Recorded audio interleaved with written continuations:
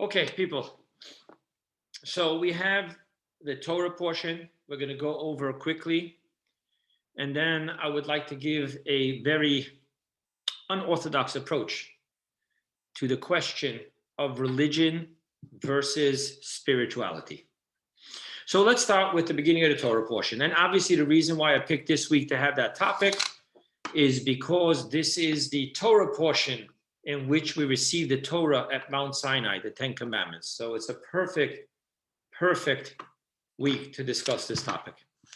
So first, let's go over the Torah portion itself with a few insights here and there, and then we'll get to the main topic. So Yithro was the father-in-law of Moses. When Moses ran away from Egypt, he ends up in Midian, and in Midian, he comes across at the well of Yithro's daughters who are trying to just water the flock, and the other shepherds are being not very nice to them. And Rashi tells us the reason why, quotes the sages, that the reason why the others weren't nice is because that Yithro had served and studied each and every type of idol worship and came to the conclusion that there is only one God, denounced all the other idols, and therefore all the locals were very upset with him and kind of excommunicated the family. Moses helps, and the girls come home early. The father knows that they're having problems because of his decision. He says, "How did you come home so early today?" He said, "Someone helped us." They bring Moses home. He says, "Why did you leave him there? Come bring him home." And Moses ends up marrying one of the daughters of Yithro. So Yithro is the father-in-law. After the burning bush episode, Moses goes back to Yithro, receives permission to go ahead and go back to Egypt to see how his brethren are doing. And it says that he brought his wife and the children, and the two sons, and they go to Egypt, which leads us to a simple question. It says here that Yithro is coming to the desert, coming out into the desert to Moshe, and he's bringing his daughter, Moses' wife, and he's bringing their two children, Gershom and Eliezer. But one second, the verse told us that Zipporah, Gershom, and Eliezer went to Egypt with Moses. How do they end up back at her father's home that they have to now be brought?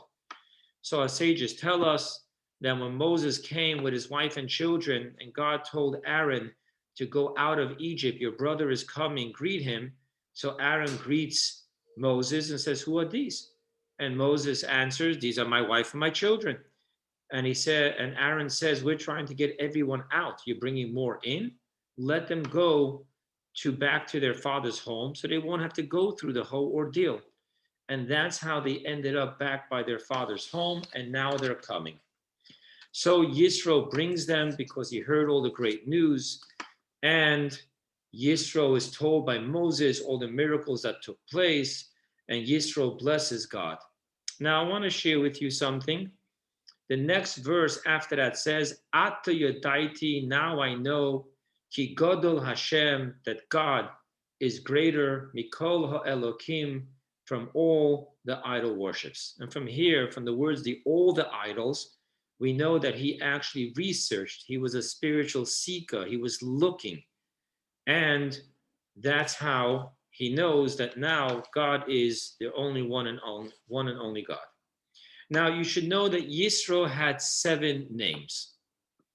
He used to be called Yeter, then he was called Yithro, he's called Reuel. There's an argument about one name.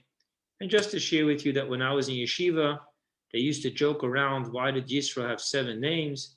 Because he had 7 daughters, so he had to make 7 weddings, and he had to file bankruptcy after each one and start over with a new name. That was a joke they said in yeshiva. But really, there's a reason for each one of these names. And Yeter, it's because there's a whole extra portion in the Torah thanks to Yithro, which we're about to see. Yithro, they added a vav on once he converted and accepted Torah and mitzvot. So that's what's going on here. What happens? He comes to Moses, And now there's a huge argument when exactly he came. Did he come before God gave the Torah and he was there when God gave the Torah? Did he come after God gave the Torah? So there's whole different opinions of what happens. I can just share with you that it always was so mind-boggling to me that if we're going to say he came after the giving of the Ten Commandments, that's going to mean that the only Jewish people that were not by the Ten Commandments was Moses' wife and his two sons. And even Yithro, who converted, he became a Jew. So this is really mind-boggling to me, but I must tell you that there's different opinions. Now, the Torah in general does not work in chronological order for whatever reason. Now, all of a sudden in the next verse, we didn't learn about the Ten Commandments yet. We didn't learn about the 40 days and 40 nights. We didn't learn about breaking the tablets. We didn't learn about going back up and praying that the Jews should not be annihilated. We didn't learn about going back up a third time and coming back with the second tablets. We didn't learn any of this. And yet the next verse jumps past all of that to the day after Moses came down with the second tablets. Now, you know that Moses came down with the second tablets on the day of Yom Kippur, which is the deeper meaning of why Yom Kippur became the Day of Atonement, because that was the full day that was the day in which the Jews were fully forgiven and they received the second tablets. In places where it says that the day of the giving of the Torah is considered like the wedding day, most people make a mistake and think that that verse is talking about, that teaching is talking about the Shavuot day, but no, the Shavuot day was a Bithral, a chuppah, and Yom Kippur, when he brought back the two tablets, that's when it's called the day of the wedding. Now, with that being said, the day after Yom Kippur, when the Jewish people received this whole new set of laws, they all had questions. So they were all lined up. And who was the only one who can answer these questions was Moses. So Yithro is watching as Moses is single-handedly dealing with all the questions and disputes of all the Jewish people.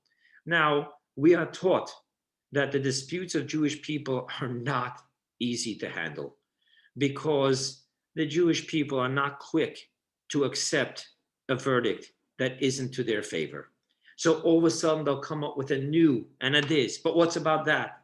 And Moses was handling it all by himself. Hence, Yithro sees Moses doing this and he says to Moses, what are you doing? And he says, they've come to ask questions, they've come to settle disputes. I have to answer them. So he tells, his father-in-law tells him that you're going to topple and they're going to topple. It's impossible. You have to set up a judicial system. And obviously Moses would teach the judicial system, the judges, and they would then handle cases and there would be different levels. There would be one rabbi over 10 families and another rabbi over 10 of those and another rabbi over 100 of those. And you'd have different levels of pyramid. And on top of the pyramid will be you. And that which they can't answer, they'll come to you. But that which you have taught them, let them handle. And of course, immediately he says, do this if God agrees to it. He understands that he has a brilliant idea, but God has to be okay with it. And Moses asks God, and God says yes, and a judicial system is set up.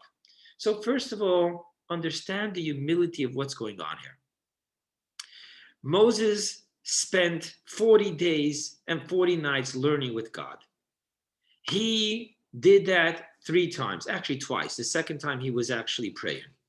And then he brings down the holy tablets. I mean, and now he's going to go ahead and take advice from his father-in-law who just showed up in town, what we call in Yiddish a greener, you know, what he's going to give.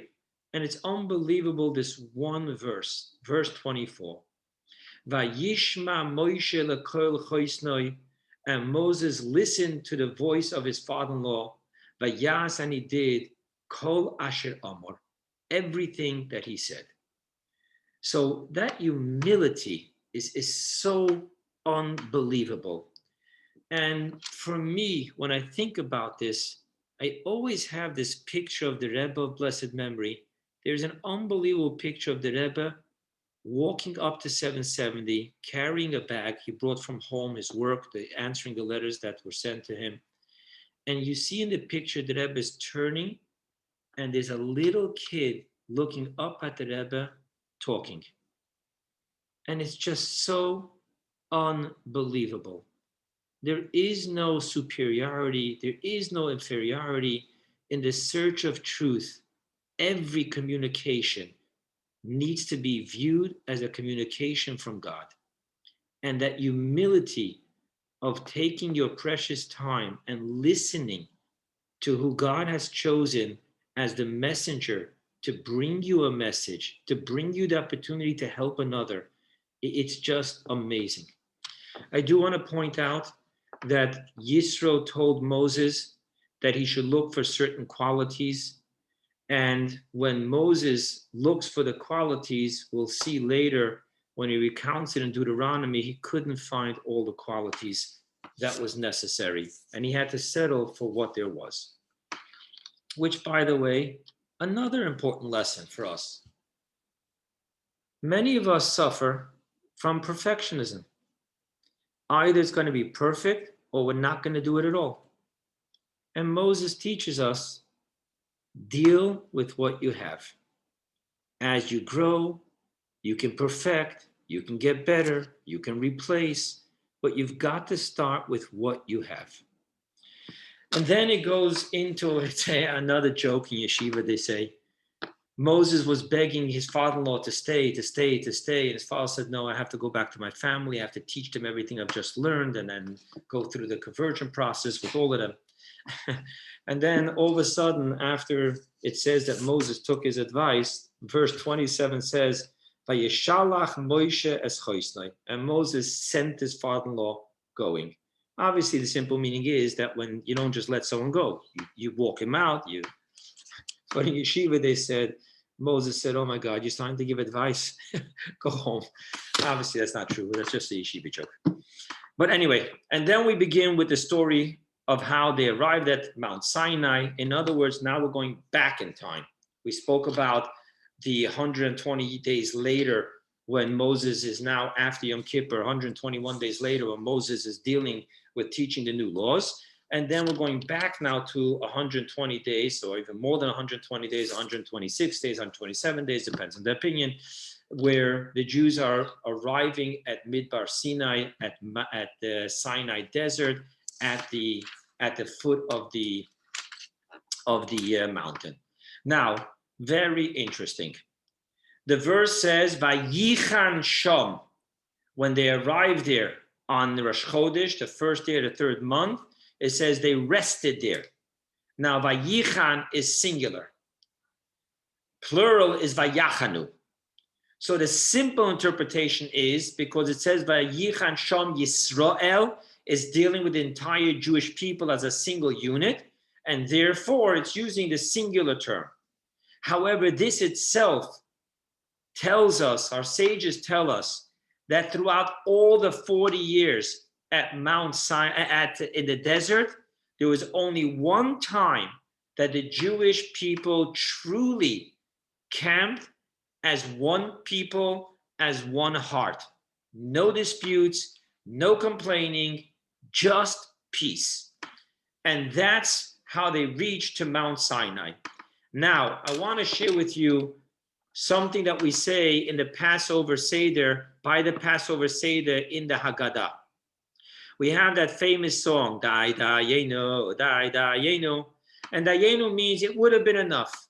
If God would have only done this, it would have been enough. If God would have only done this, it would have been enough. And we keep on going further and further and further. If he would have only taken us to Egypt, if he would have only given us the manna, if he would only, and then at the end we say how much more so that he did this and this and this and this and this and this and this, definitely we should be grateful and thank God.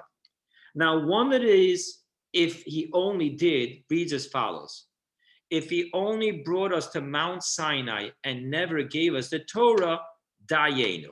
Now, the commentaries ask, what would that mean?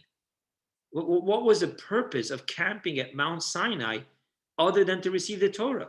We weren't supposed to be at Mount Sinai. We're supposed to go to Israel. We're making a stop at Mount Sinai to receive the Torah. So if he would have brought us to Mount Sinai and he would have given us the Torah, what's the Dayenu? What was the whole purpose of it? Now you know. Our sages say, if God would have only brought us to Mount Sinai to experience what it means to have true peace, compassion, and love and unity in your heart, and he would have never given us the Torah, he would have just given us that experience, Dayenu. That would have been enough for us. Now, I want to just tell you something else. There is a whole schedule here. The Talmud and Tractate Shabbos has an argument exactly which day was done what. I'm going to just share with you in brief, but I want to share with you a very interesting teaching in the Talmud because we're talking about unity. The Talmud says like this: the Torah of Three was given in the month of Three to the people of Three. What does that mean? What that means is the Torah is made up of three parts.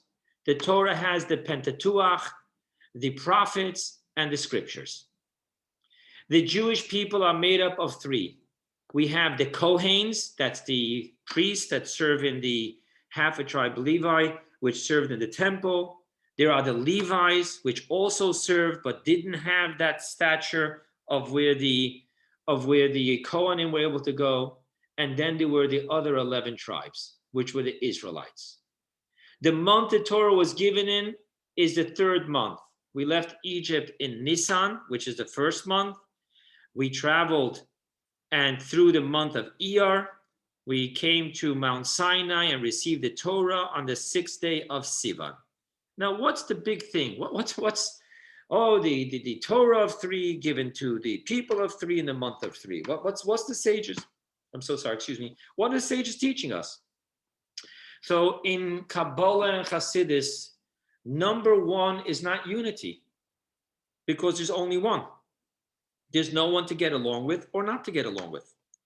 Number two represents division. There's a right and there's a left. Number three, which is set up like a triangle, the number three in Kabbalah and Hasidus is all about the compilation of these two. And when there's the compilation of these two, then there's the dot on top, which is the supernal crown. What that means is that the ultimate definition of unity is not when there's only one opinion. It's not when there's two opinions. But it's when there's two opinions and each can see the other's opinion. I saw in Hasidus the writing of the teaching says like this: the Kabbalistic definition of a wise person is one who can entertain two opposing, antithetical opinions at the same time. So this is what the Torah is really telling us, that we need to be a Torah of three, not I'm right, you're wrong, but rather there's every opinion has its sources in truth. The people have to be made up of three. We cannot have what the Beatles wanted in their song Imagine. No, we don't want homogeneous. We want individualism, but with unity and respect. And we need to be willing to experience the month. We need to be able to have experiences which sometimes jive with us, sometimes are contrary to us, and we find our relationship and our unity in each and every one of them. Now, just to tell you how it worked, the Jewish people, when they camped, there was going to be a whole process. God was not going to force it upon them. God tells Moses to ask them. And the Jewish people gave the incredible answer, which is the only answer on which any religion can be built.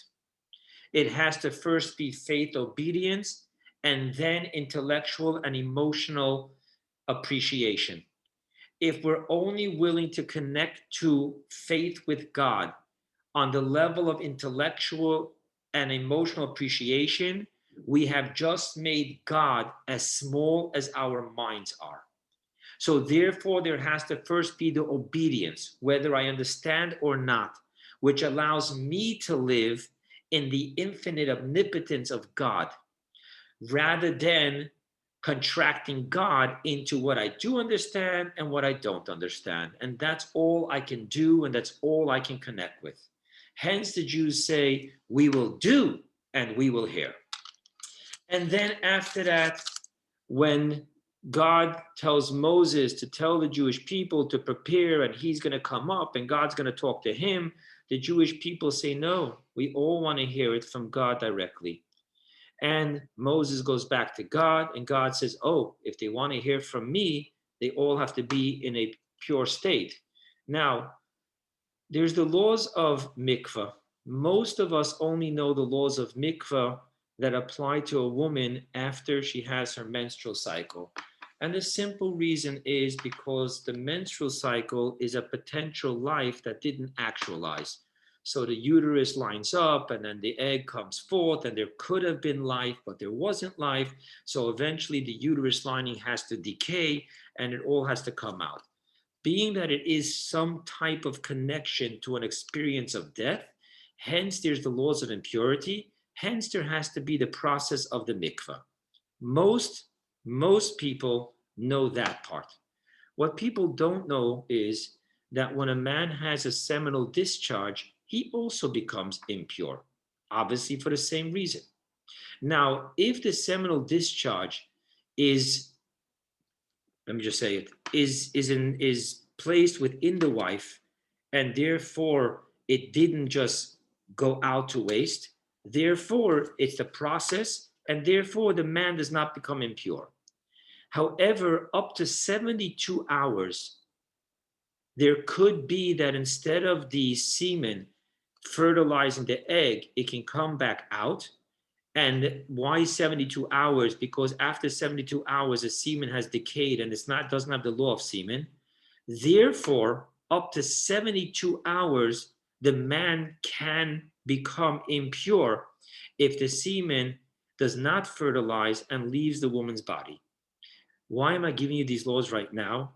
It's because you're about to hear that God told the Jewish people, if you want to hear from me, you need to separate yourselves from your wives for 3 days. I mean, not separate doesn't mean move out. It means not to have marital relationships, in order that there should be no possibility that when I talk to you, you should be impure. Hence, if they would wait 3 days and then purify themselves, there is no possibility of them becoming impure through that process. And then there's the day in which God tells Moses that they will be a chosen nation, and there will be a nation of priestly kings, and so forth and so on. God tells Moses, tell the Jewish people that they may not go up on the mountain when I come down on the mountain, lest they will be killed. And God gives special stations. There's a station for where Moses is going to go, the highest. Then there's a station in which Aaron and his sons are going to be. Then there's a station where the elders are going to be. And then the rest cannot go onto the mountain. And God gives them a sign.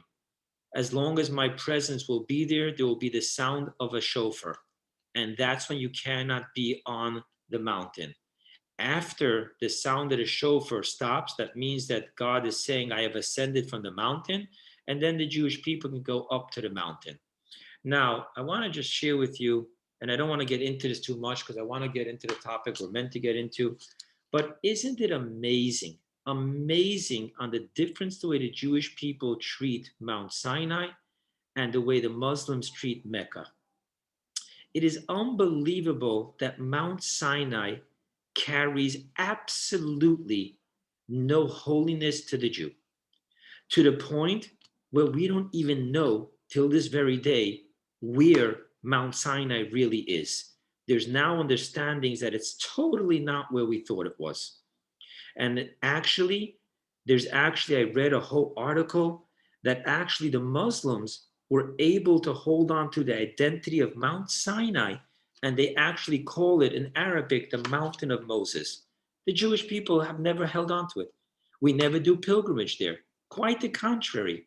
On the very holiday that God gave us the Torah at Mount Sinai, the Jewish people are commanded by God to go to Jerusalem, to Temple Mount, and be at the temple.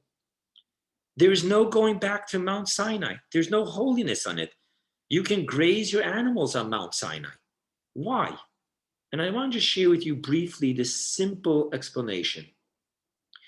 Anything that comes from God as an imposition upon the physical will not remain, because the imposition shatters. The mountain was burning. There was smoke. It wasn't a true permeation of the mountain. The only time that there can be a true permeation of the holiness upon the physical is when we from below are the ones that reach up. We refine ourselves. We yearn up and we draw down. That's why Mount Sinai was a miracle. By definition, miracles shatter the laws of nature. Hence, the mountain could not ever have internalized that holiness. The exact opposite is with the Temple Mount, that even now when we have no temple, it is prohibited for a Jew to go onto Temple Mount because it is holy. And the reason why that is holy is not, God didn't come down on that mountain and say, this is the mountain, and put it into flames. But rather it was King David yearning, the Jewish people collecting together, working together, sanctifying together, and creating a house for God. That creates a permeation of the divinity that's drawn. Hence, Temple Mount is holy, and Mount Sinai has absolutely no Jewish tradition of holiness or pilgrimage or anything like that. Okay, and then the Ten Commandments. We go through the whole process of how the Jewish people are preparing, and then there's an interesting thing. So the Jewish people are preparing. They're finally going to hear God talking to them, not through Moses, but directly to them, and they're all excited. And you can imagine what's going on, and boom, they hit the snooze button. All of a sudden, the morning that they're supposed to be at Mount Sinai, bright and early, they all slept in late. And because of that, until this very day, on the first night of Shavuos, we're up all night to atone for what they did. Why were they sleeping? And the Rebbe gives us such an amazing insight. Because they haven't learned yet what the purpose of the Torah is. They thought that in a state of sleep, where our waves, our brain waves, are much more open, that would be the perfect situation to be as spiritual as we can, and hence connect with the voice of God. What they didn't understand was that God didn't want that. He has a myriad of angels doing that. What he wants from us is to have our conscious, egocentric mind grind away to become a conduit for the spirituality and the divinity of what the Torah is giving us. So he doesn't want us to be in a state of subconscious, spiritual, elevating. He wants us up. He wants us having the experience of being a physical human being with all the hormonal chemical surges through the brain. Stand there and hear me, and then work on understanding me. So that's why they slept, and that's why we atone for this until now. Another thing is the verse and and I'm not going to go through all the 10 commandments. I just want to share with you that all our sages have a huge question. The verse of the opening of the 10 commandments says, and God spoke to all these things saying. Now, whenever the Torah has the word saying, lay more, what it usually means is that God told Moses to say this to the Jews. However, God was talking to all of us. So what is this to say? Le'emor, to say. He's telling us to say. And there's a beautiful teaching in Chassidus. And it says as follows. When you and I study Torah, it says, whoever kol hakoyre v'shoyne, whoever is reading and studying the Torah, HaKadosh Baruch Hu shoyne kenegdoi. God is right there reading it with us. More than that, we are taught that every single time that we study the Torah, we're not studying what God said 3,320 something years ago, but rather We're studying what God is saying now. The Torah has to be the word of God now. It can never be the word of God of yesterday, because then it defeats the whole purpose of the Torah being our Torah today. Hence, according to this Kabbalistic teaching, when God says, and God spoke all these words saying, God empowered us that when we study the Torah, we are having God saying it to us. And so much more than that, that the verse actually says that it's God's words on our tongue that we pronounce. And then we go through the Ten Commandments. I'm just going to share with you that the Ten Commandments are mind-boggling. You would think that God knows that this is the one and only opportunity. Everything else is going to be handed down through Moses, through the sages. You think that God would pick the 10 most esoteric, fundamental religion, faith, wrap it all up. Don't kill, don't steal, don't commit adultery, and don't give any false testifying, and don't be jealous of your neighbor's wife and possessions. Really? And the first half, okay, the first half is also interesting. I am God, your God. Don't have no idolatry. Idolatry, not adultery, right? And then you have keeping the Shabbat, and then you have don't. I'm sorry, other way around. First is the don't say God's name in vain. Then you have the keeping of Shabbat. Then you have the honor your father and mother. It's amazing what God is telling us, and it's just very simple. Don't get uber spiritual, and don't get uber physical. Don't kill, not because you understand that it's humane, because then you have a Dr. Corkin who thinks it's humane for euthanasia. Don't believe in God just because your parents told you believe in God. Bring it together, the mind and the faith. Bring it together. Don't kill. I shared with someone, in Federation, in Greater Federation, I deal with Greater Miami Federation. They have a lot of humanitarian causes. And I once shared with the president of the Federation. I told him, Jews don't have humanitarian causes. So what do you mean? I said, Jews only have divine causes. That's what we do.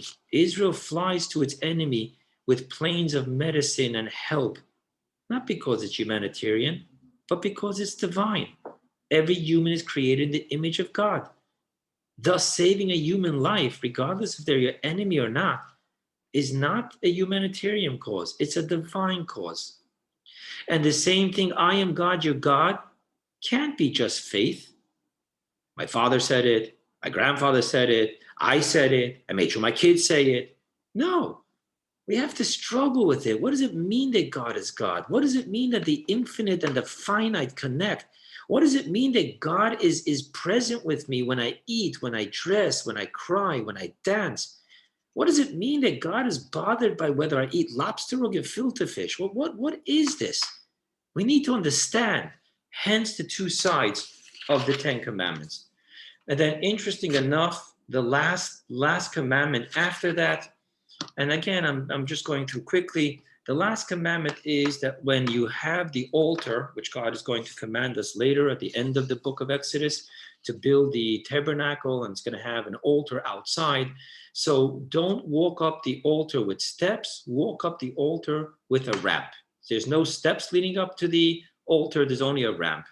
Now, what is the simple reason for that? The simple reason is because the Kohanim only had 4 garments. They had short pants, which only went to their knees. They had a robe, they had a belt, and they had a hat. Hence, if you're going to pick up your foot to a higher step, from the steps point of view, it's going to be looking at your groin area. Hence, God says, don't disrespect the altar. Now, this is for me such an opportunity to share with you the one and most outstanding feature and legacy that my grandfather has left to me in my life. I shared this with you before. I would sit there, a young kid, always fidgeting, as you can probably see in the video, my legs are shaking.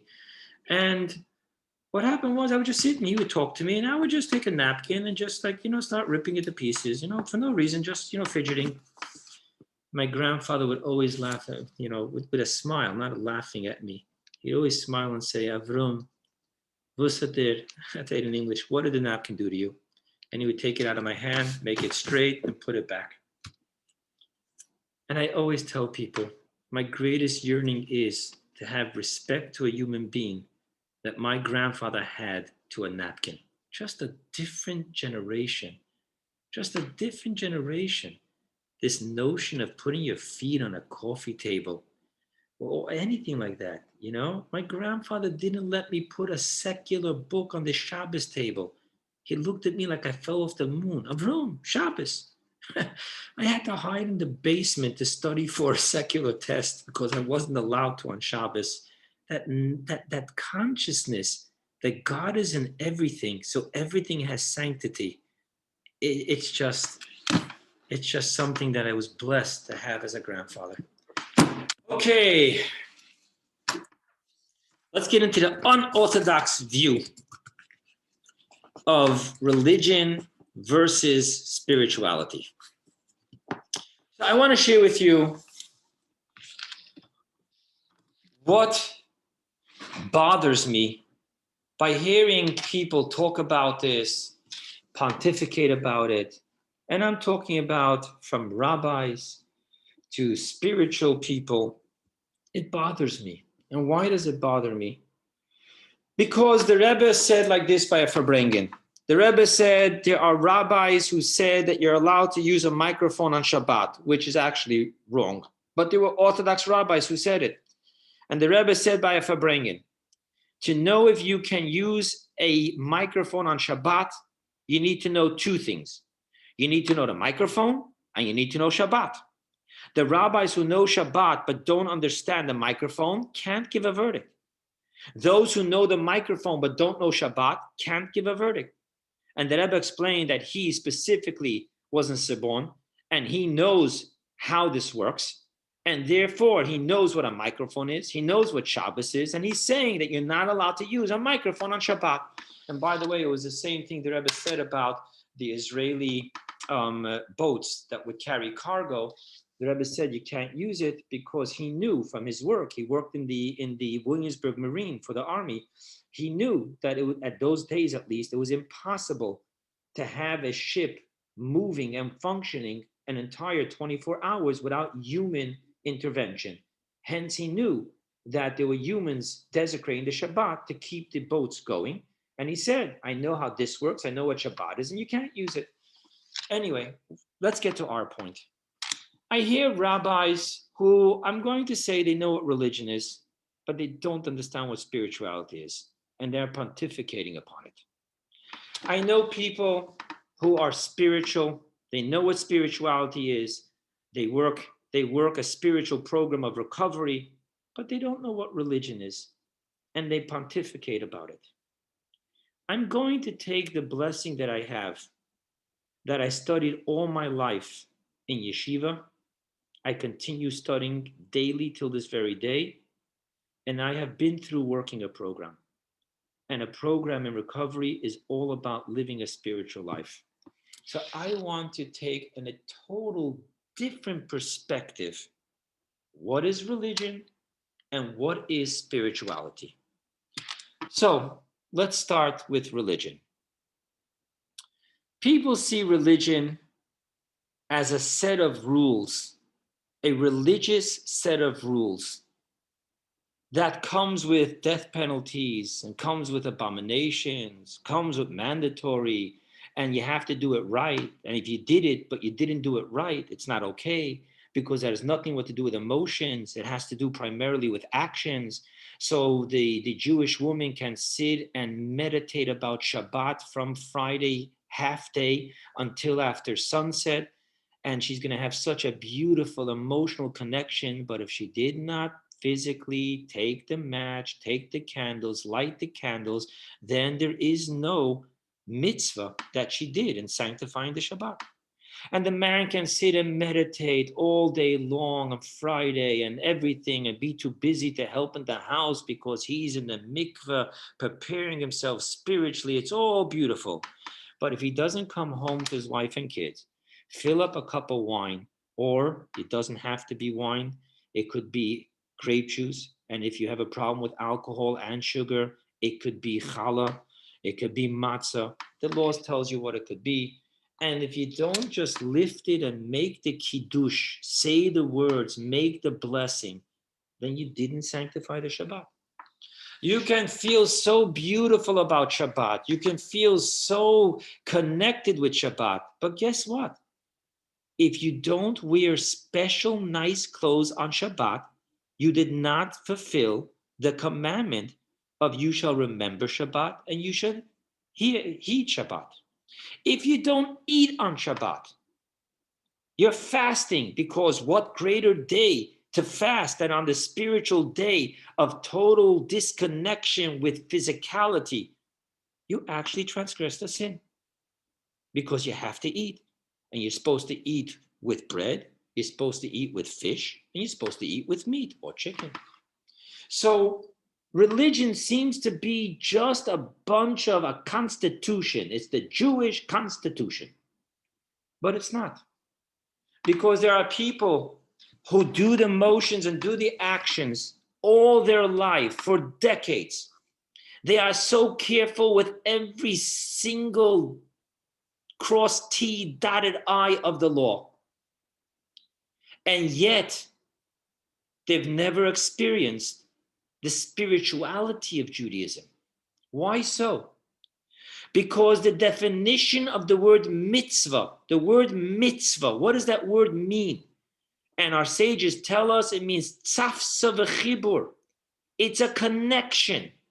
I want to share with you something that I just read recently, written by the person who it happened to. He was a big professor, and he came to the Rebbe and he told the Rebbe that he struggles with this. He struggles with such a big God being such a finicky identity. What is going on here? What is God so busy, such a great, big, omnipotent, spiritual, unbelievable God? Why is he so busy with the littlest trivial things? You have to do this, you have to do that. You have to do it this time, you can't do it at that time. If you didn't do it this way, you didn't do it that way. If a letter cracked, if it doesn't have fins and scales, or you didn't. Why? What is God busy with? And he said he struggles. He struggles with the whole religion. And the Rebbe told him like this. The Rebbe told him, you think the mitzvahs are rules? You think they're commandments that God's telling us you have to do it my way? He says, not at all. What God is telling you is that I'm going to share with you how things work for me. And I'm giving you the opportunity to do the same. And this way, we'll both be in the same place at the same time, connected. Now, I can tell you that if you tell this concept to many people with very expensive golden robes and with the big fur hats and with the long, beautiful, white, regal beard and payas, they're going to look at you like you're off the wall. And I'm not belittling anyone. I'm just sharing that we study in yeshiva so much the anatomy and the methodology of extrapolating laws and details. And then you have a whole different brand of people that they think that the stricter they can make it, the more holier they are. And when someone says, no, this is permissible, shagets, you don't even know what you're talking about. This is not, because this could be this and that and do-da-da. And the guy is salivating how happy he is that he made life more difficult as a Jew because he is sacrificing himself for God. Where? What? What is religion? Is religion a self-perfection book? Is religion a way to manipulate God into giving you what you want? Is religion a way to make sure that in the afterlife you're going to heaven? Everything I just said has nothing what to do with God. And if it has nothing what to do with God, it's not religion. So first understand what religion is. Religion is an offering from God telling us that I'm going to share with you myself and how I function and what is for me that I have chosen. And I'm letting you in on this so that you can have a connection as a physical, mortal, decomposing human being, egocentric, self-centered. I'm giving you the opportunity to be connected with me. A whole different understanding of religion. Now let's talk about spirituality. I have heard things said about spirituality that's wow. So in preparation for this class, I decided to turn to Webster. What does Webster say about spirituality? And Webster says about spirituality that it is about living focused with the soul and the spirit of the human rather than with the physical body of the human.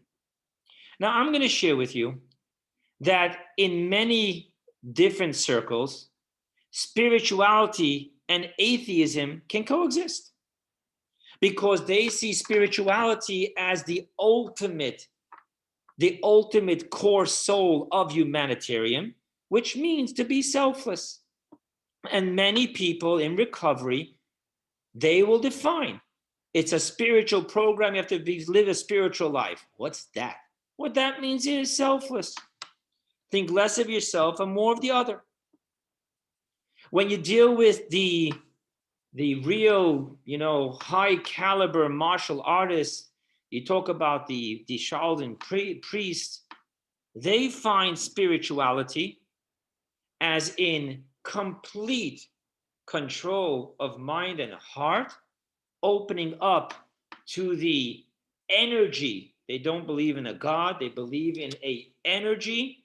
And hence, if you believe in that energy, you don't kill a cockroach because a cockroach is from the same energy that the humans is. There's something sacred here. Okay. What is spirituality? What does it mean? I'm going to take you to chapter 32. And here we're going to see the Alter Rebbe's ultimate definition of spirituality. In chapter 31, he talks about something very simple. There is a mitzvah to love your fellow as yourself. Now that is an impossible mitzvah because from the very perspective of you and I, what's you is not I, and what I is not you.